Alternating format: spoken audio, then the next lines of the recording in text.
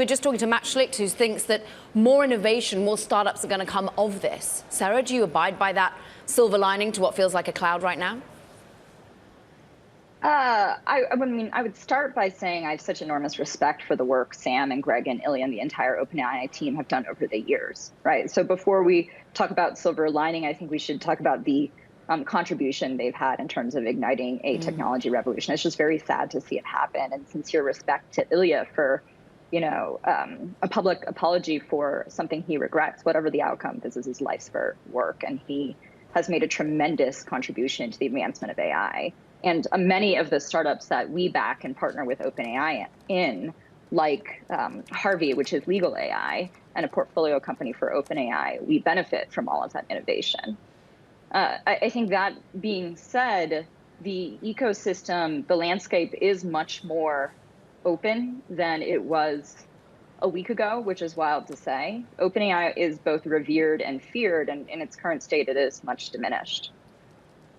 Sarah, delighted to have you on the show. You know everyone, you know the players. You yourself are not invested in OpenAI, but the ecosystem you are so closely connected to. Just tell me your reaction, frankly, how you felt this weekend watching that unfold. Yeah, I mean, I started with sort of respect and sadness for friends who work at OpenAI. I think my secondary reaction is really just, as champion level business people, you have to hand it to Satya and Kevin in managing all of this. The multiple on Microsoft stock since Satya took it over in 2014 is up 10x from what was already one of the largest 5 companies in the world. So I'm just floored by their ability to navigate the situation. It's incredibly hard to be this aggressive and strategic in steering so large a ship. And anticipating the tidal wave and coming out so far ahead. So all roads from here are paved with gold for Microsoft. I think going back to the first question, we are an AI-focused early-stage investing firm, right? And so a part of it is a recognition that there are opportunities at every layer, which we continue to believe, but now even more so for the independent foundation model labs, such as Mistral and Inflection and Anthropic. And I think there's increasing interest in open source from corporations and developers, just in having more control over their own models and running them on their own infrastructure and inference platforms like Base 10. And so there will be continued capital for startups making these bets from investors like in Conviction, and of course for full stack and application level companies as well. You've invested in startups building their own large language models. You've interviewed on your podcast leaders at some of the firms with making bigger models with many more billions of parameters.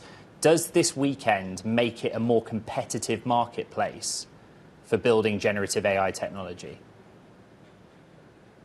I think companies are, so there's sort of 2 dimensions, right? There's what it takes to compete, and of course, the reaction from the ecosystem of customers and developers.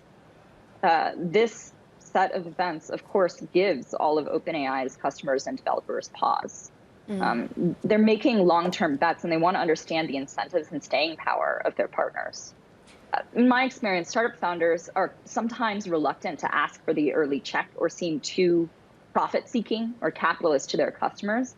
But I think transparency is key. That's a lesson from this weekend. I've heard so many customers ask startups, how are you planning to make money? Or even ask me as an investor in these startups, is the business viable? I am willing to pay, but I don't want to make the wrong bet. Yeah. Will they make it? And the nonprofit board here is explicitly prioritizing other goals they have above customers and developers. And so I think that does change the ecosystem. In terms of other opportunities, we should not trivialize the work that OpenAI has done over the years, right? Creating foundation models is a huge effort. And so from an infrastructure, data partnerships, tooling, and talent perspective, I think, the ship of Theseus, it's a thought experiment. If you rebuild a ship entirely with new parts, is it the same ship? It's a question of identity, and it's often applied to human consciousness in sci-fi. But it applies to organizations too. Right. If OpenAI has the weights and then all of the advantages that we were just talking about, they're huge. But an organization is also its people and culture. And, yeah.